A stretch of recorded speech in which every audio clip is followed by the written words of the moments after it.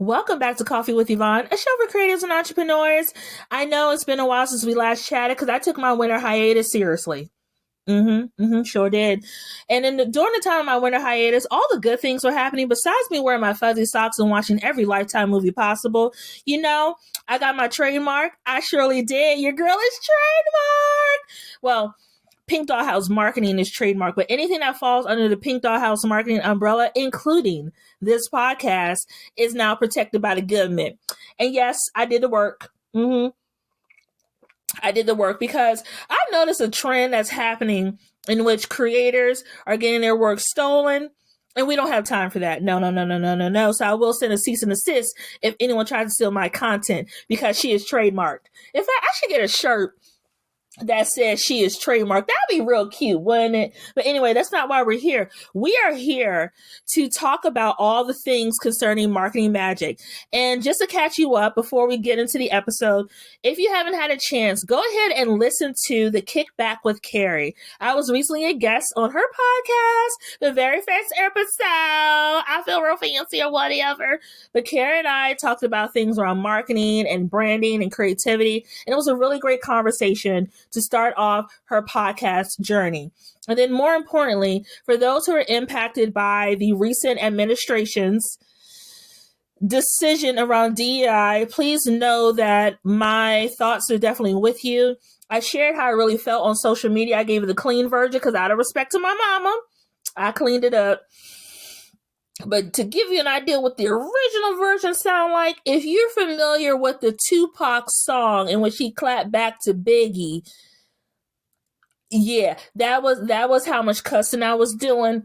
But again, out of respect to my mom and my grandmama, God rest her soul, I cleaned it up. I did clean it up.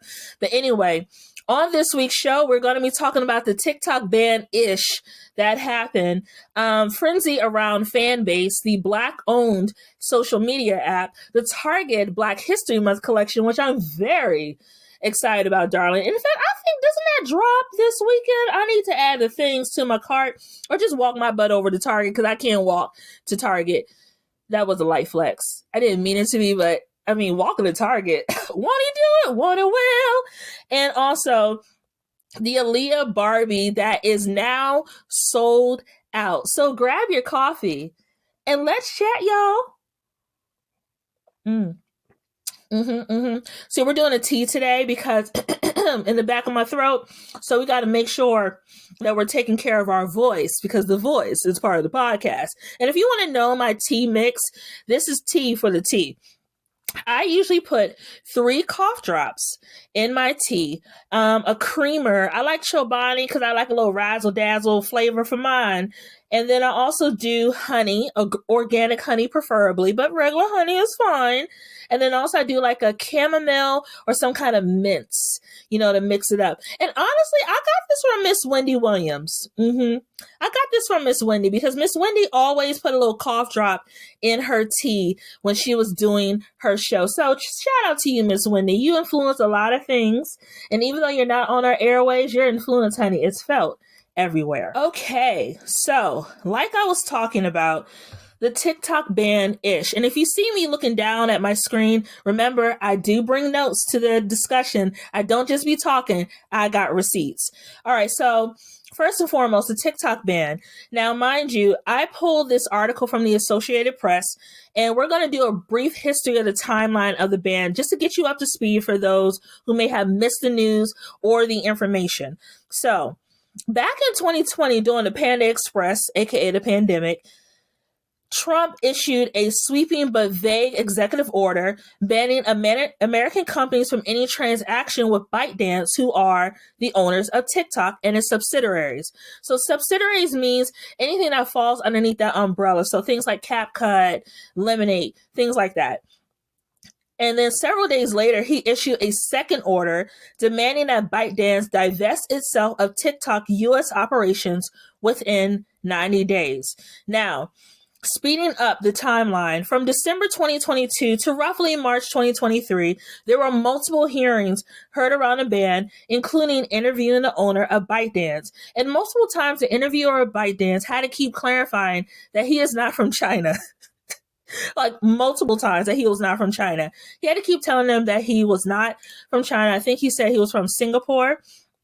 But initially, there was a lot of concern around national security and what TikTok was doing to threaten national security when it came to the app, including government agencies asking employees to undownload the app from their phone or any of their devices because they were afraid for that national security.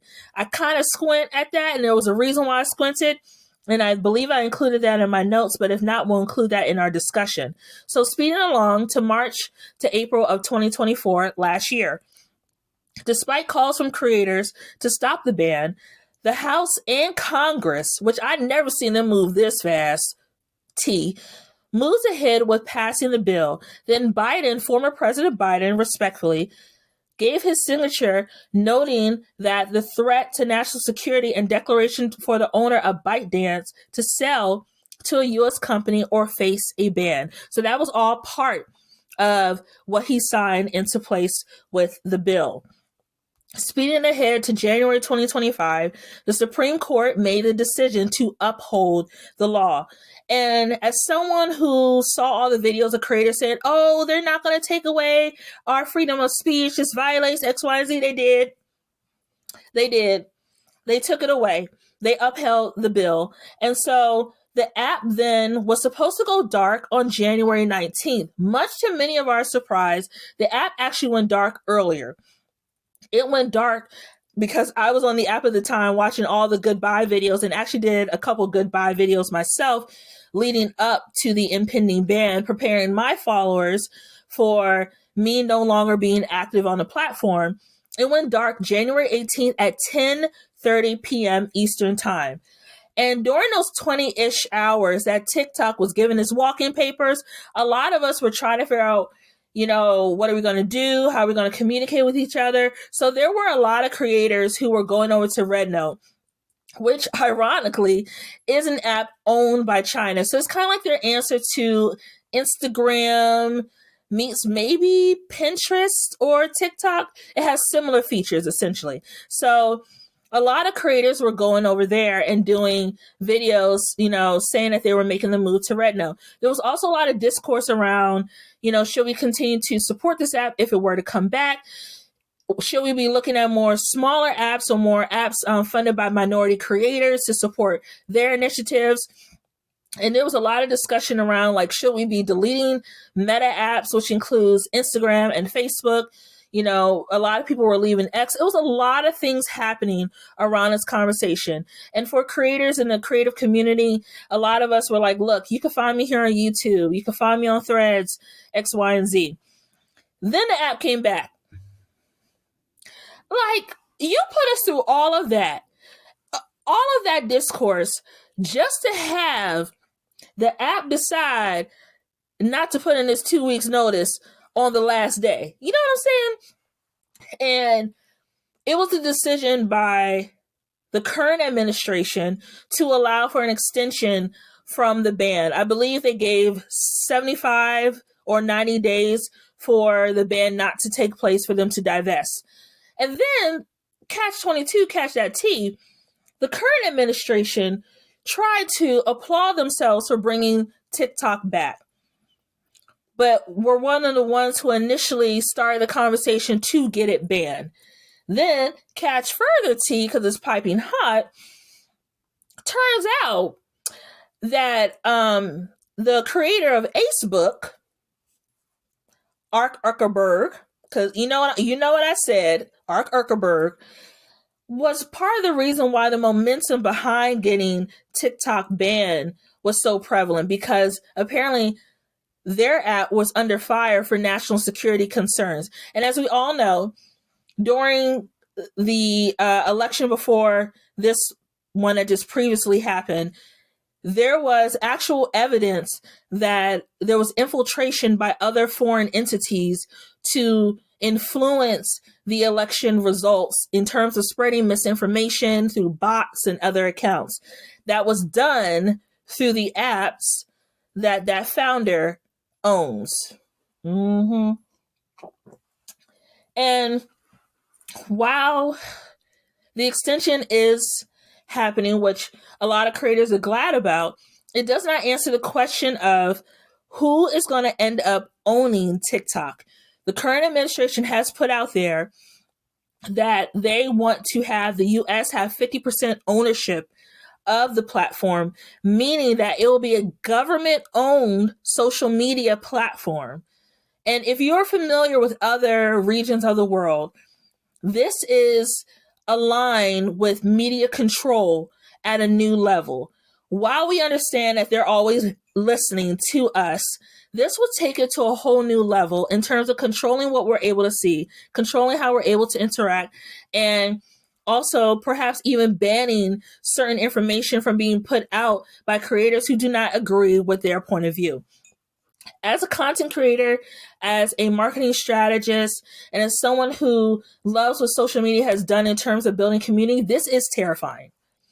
This is terrifying because essentially what it's doing is, in a way, threatening how people can communicate with each other and making it so that if you do not fall in line with how that's being done, you can get removed or banned yourself.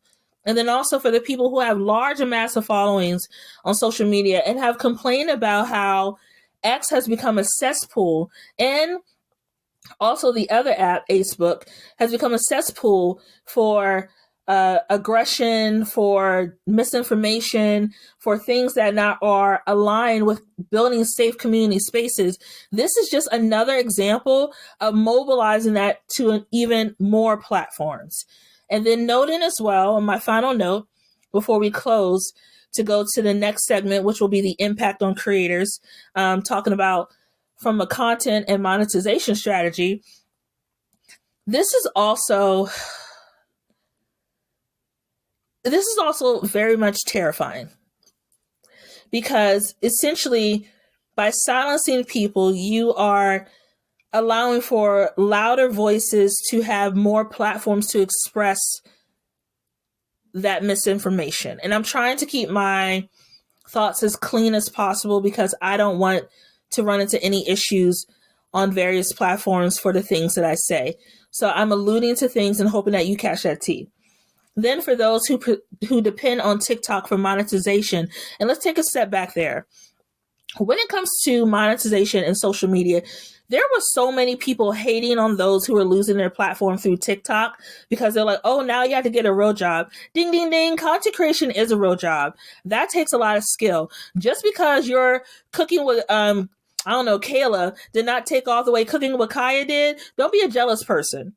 Okay, there's a skill with content creation that we need to learn how to respect. Being able to communicate with people that you may never see in real life through an audio or video platform takes a lot of skill to be relatable. It takes a lot of skill in thinking about these ideas and how you want to communicate said ideas. Just because it did not work out for you, do not wish for the downfall of others where it has worked out.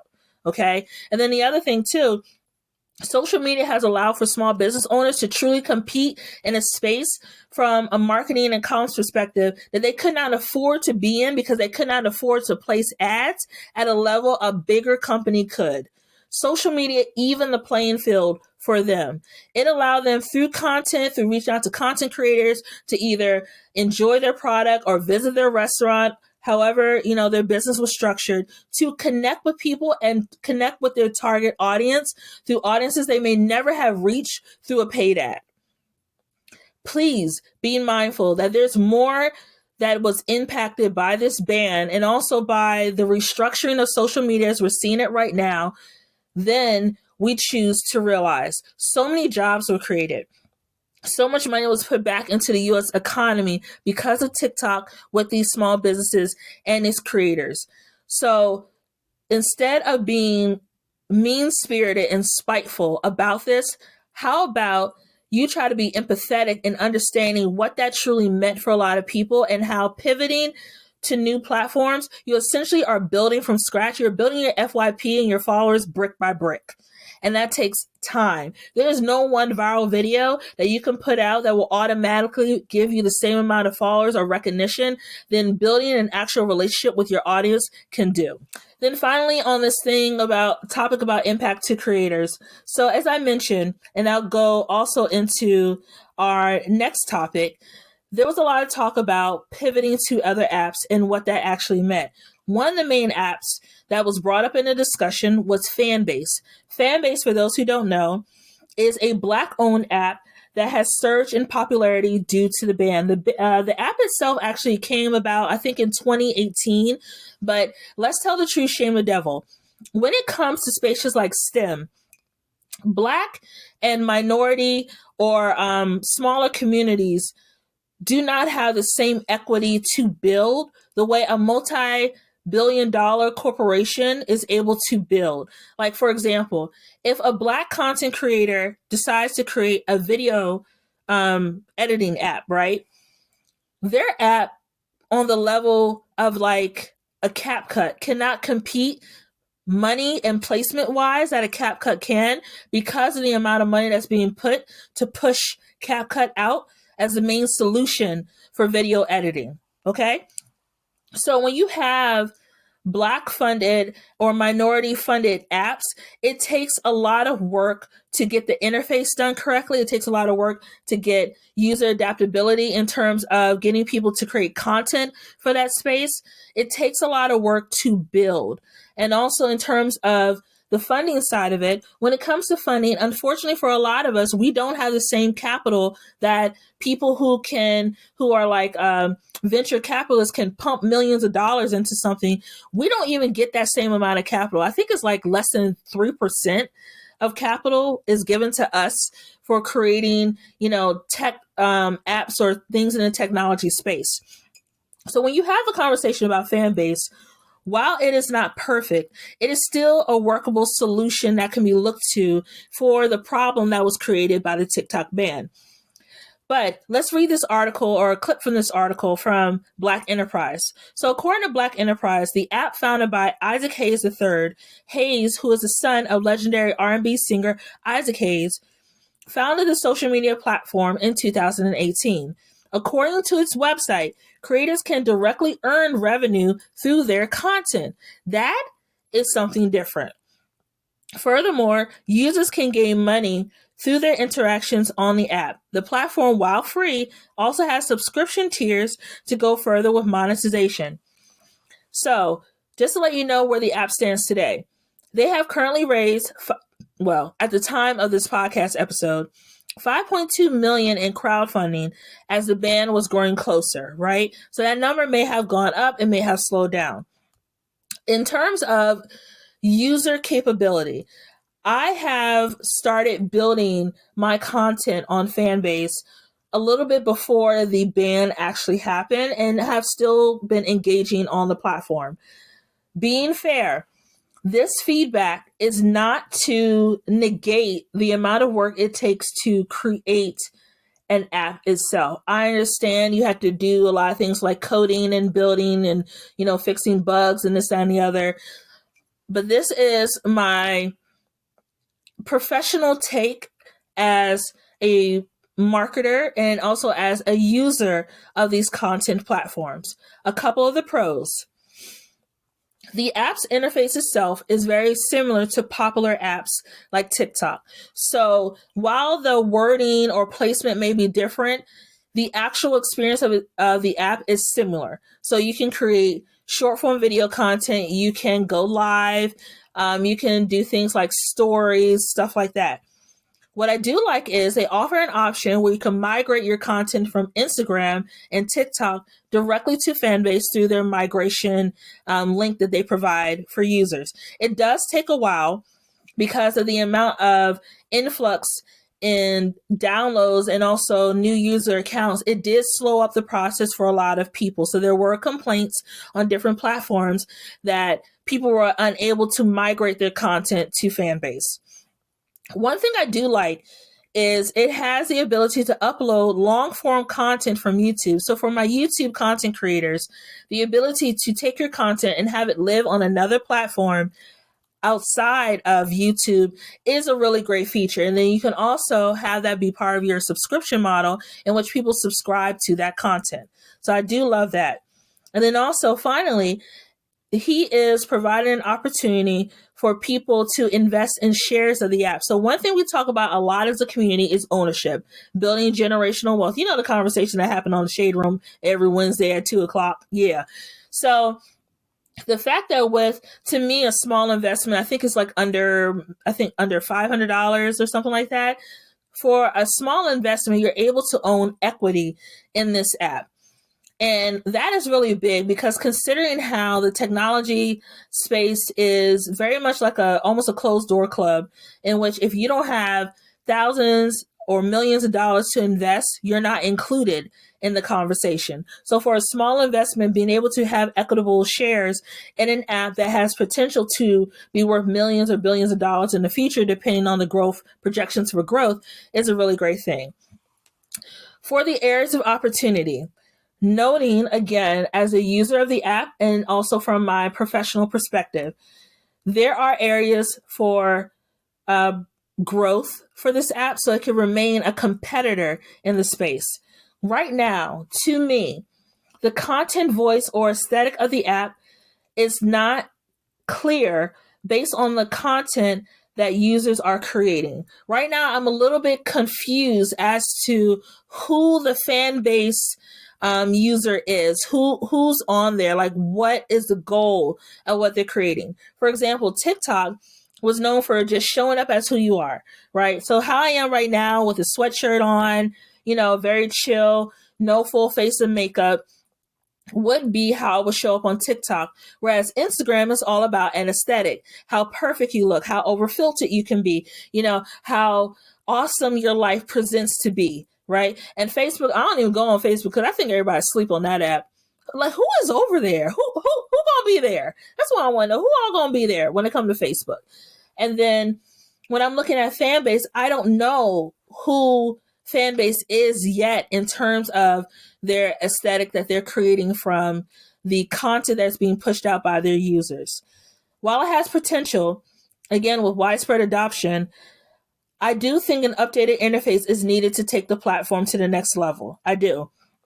I think things like strategic partnerships with well-known content creators to create original content for the platform, like, short form series, just making sure that they're encouraging their followers to join like some kind of ambassador program, or leveraging more the popular content creators that have grown off of Fanbase and creating a campaign from that, which I've seen some videos, but I need like a stronger push to really drive that messaging home.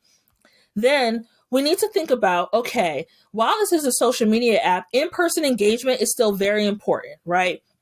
So doing in-person activations to build their fan base, perhaps doing things like college tours to really get that Gen Z audience, perhaps partnering with sports team because it is called Fanbase. So maybe doing a partnership with a local sports team like like the WNBA, or maybe like a minor league team or baseball, like diversifying their voice through different platforms that doesn't lean on social media to tell the whole story, to drive awareness.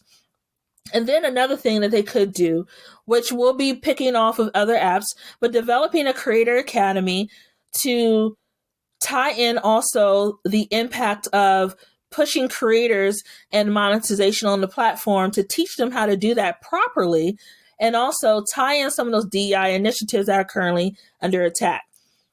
But more importantly, making sure that you're clearing up that on Fanbase, if users decide to monetize content behind a paywall, just knowing and speaking to the fact that regular followers cannot see it without subscribing. And I think that's one of the challenges that I'm running into, because I'm looking for content of the people that I've started following on Fanbase, but I can't see anything, because it may be that people are deciding to put theirs behind a subscription model so they can get paid for their content. But how am I supposed to pay you for your content if I don't know what your content is like yet?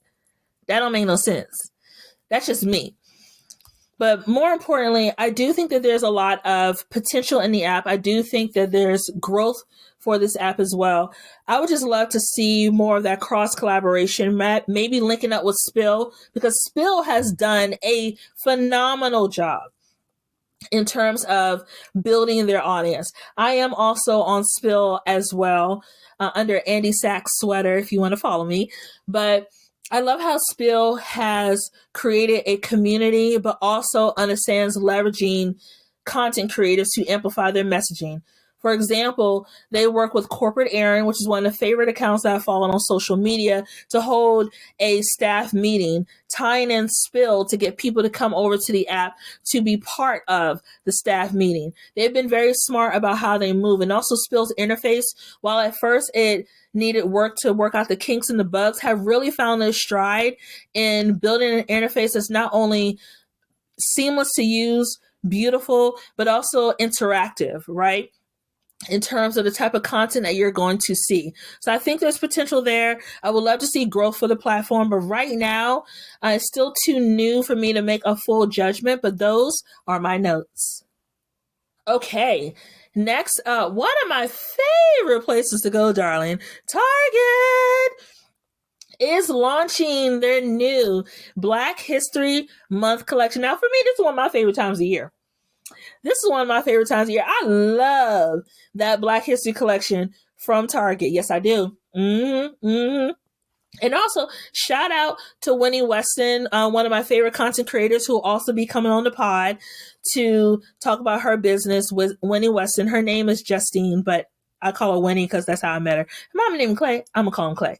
But she actually did a collection with Target last year for her art, and I purchased it, different prints, and also a paint by numbers, and a couple other things that she created for the collection. But Target is dropping the new collection and gave a sneak peek through a Black content creator on Instagram, showing a build out in store. So a build out, essentially, y'all, is when a business has in the front of the store or in a high traffic area a display of the latest collection that they want you to shop. They want it to be the first thing that you see so you can pick it up, you can look at it, put it in your cart, while you're getting the things that you actually came in for. So that build out shows the newest collection. It shows like a display of like books, vinyls, artwork, things like that. The main thing that I love about the Black History Month collection is how Target is very purposeful in working with small creators and also amplifying the next generation of talent. Last year for the collection, they actually partnered with HBCUs to do a limited edition design. And then that design itself was featured on an actual clothing item for Target. So this year, the collection will drop, like I mentioned, on January 26th. And they are, again, partnering and amplifying with small designers and businesses featuring that build out or in-store shop. There will also be, and I think it already went live, a landing page on the website as well as the app. Please note that collection sell out very quickly. So if it says January 26th, I need you to get on the app expeditiously. I need you to get on that app expeditiously because you will be fighting for your life trying to get an item from that collection. Yes, you will, because it was me last year. It surely was. And then more importantly, as DEI continues to be under attack, I appreciate that Target is standing 10 toes down and recognizing the importance of who their customers are and what they bring to the table. And also, what I love about Target too is this Black History Month collection is not just one time a year. Target says they about that life all year long. Target has brands like Tabitha Brown, who I love.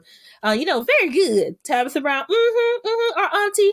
Then they also have the lip bar. I swear by the lip bar when it comes to my lip gloss, and I also love their mascara and their tinted moisturizer. I even put my mama on to that tinted moisturizer. And then also, like I mentioned, Winnie Weston. The creator of Winnie Weston, Justine, she has also other items in Target that are carried all year round. So the great thing about Target, and if you want to learn more, I linked the Instagram post in the show notes. The great thing about Target is they continue to amplify voices that will otherwise be silenced in other spaces. So I see you, Target. I'm going to see you probably tomorrow. I'm going to come on over and see what you got, okay? So I can add it to my cart. All right. In our final story, y'all remember Aaliyah? My elder millennials, I need you to come to the front, elder millennials. How you doing? Remember Aaliyah? Let's go back to in the day, shall we? Remember when we had that one bang swoop that was so close to the top of our eye? We blinked too hard, we get some hair in it. Yes. Mm-hmm. Remember when we were going, love you, babe, love you, babe, love you, babe. Yes, that Aaliyah. Mm-hmm. So Aaliyah has recently launched, well, Aaliyah's estate recently launched a collaboration with Barbie. And this came from Rolling Stone. I pulled this article from Rolling Stone. So from Rolling Stone, the latest entry in the Mattel Creations growing musical series, the Aaliyah Signature Doll, celebrates the late singer's birthday and her lasting influence on hip hop culture. The Barbie team worked closely with Aaliyah's brother, Rashad Houghton, not only to develop the concept for the doll, but to make sure they were accurately capturing and celebrating her legacy and persona. To let you know, if y'all looking for this doll, I'm sorry. The doll sold out in a matter of minutes. Mm-hmm. I even was messaging my uncle because I know my auntie is a huge fan of Aaliyah to tell him before the doll launch, get on your Zoom, sir. Get on your Zoom. Get her that doll because she gonna want it. Now, for those who still want the doll and it may be sold out on Barbie.com or Mattel, good news. Our good sis Target is doing a pre-sale right now if you want to do a pre-order for the doll. So there's still hope for someone getting their hands on the limited edition Barbie series. Now, for those who did not know, to take a step back, Aaliyah passed away in 2001. She was 22 at the time of her death. To give context how long ago that was, I was roughly 12 or 13 when Aaliyah passed, and I remember that day like it was yesterday. We were at church. It was a Sunday. My mama had just got finished singing in the choir because she used to sing in the choir on Sundays. Yes, I'm one of them kids who grew up in church. Yes, I am. And I heard that Aaliyah had passed in a plane crash. And I was like, there's no way. No way. And it was true. She had passed away after leaving the Bahamas from filming a video. And it was in one of those smaller planes, not like a commercial plane, but like a smaller passenger plane. There is speculation that there's was something fishy around her death, but the main reason for her death was because there was too much weight on the actual plane itself, which caused the plane to crash. Now, while Aaliyah has passed, her musical influence has remained. There are a lot of singers who are influenced by Aaliyah. I can't name all of them off the top of my head, but the girls were studying her, and the influence is definitely there. One person I can know, and this could be arguable, but Tiana Taylor, to me, has a lot of Aaliyah influence in her in the way that she approaches R&B. And then I also know that Aaliyah, she had a song posthumously with The Weeknd a few years ago that he did through his music with her estate's permission. And Aaliyah, to this day, when you hear that baby cry, that by Timbaland, it's still one of the most influential songs, and we cannot deny her influence and impact on the industry. If Aaliyah were alive today, I do think that she would still have that level of impact because of what she has done in the musical space. We're not going to mention the other things around Aaliyah because that's not part of her legacy nor who she is. We're only focusing on her talents. So to close it out, Aaliyah joins other musical icons like Gloria Estefan, David Bowie, and the legend, the icon of the moment, Miss Tina Turner. All right. So that is the end of our episode. I know, right? We just got here. I didn't even finish my tea. Anyway, I really appreciate you for joining. I hope you enjoyed today's chat. Don't forget to follow my new social media platform for the podcast, Coffee with Yvonne on Instagram and Coffee with Yvonne on Threads. If you would like to, which I would love for you to, you can also sign up for my newsletter to get personalized audio and video content, Coffee with Yvonne podcast episode clips and updates, and for a little sprinkle for some razzle dazzle, my marketing magic of the week. For my personal account, You can find me on IG at Yvonne_creative marketer. Same thing with TikTok, aka the Clock app. I'm on the same thing, as well as Fanbase. To learn more about me and my business, you can go ahead and visit pinkdollhousemarketing.com, or you can also find me on Instagram. I got a lot of socials. I have a lot of socials. You can find me on Instagram at Pink Dollhouse Marketing. You can slide into my DMs. That's cool. Thank you so much for listening to the show or watching on YouTube, and I cannot wait to chat with you soon. Okay, bye. I gotta finish this tea. Man, that's good. Coffee with Yvonne is produced and edited by Yvonne Pearson. Coffee with Yvonne is created by Pink Dollhouse Marketing. You can catch the latest episodes by subscribing to Apple Podcasts or wherever you get your podcasts.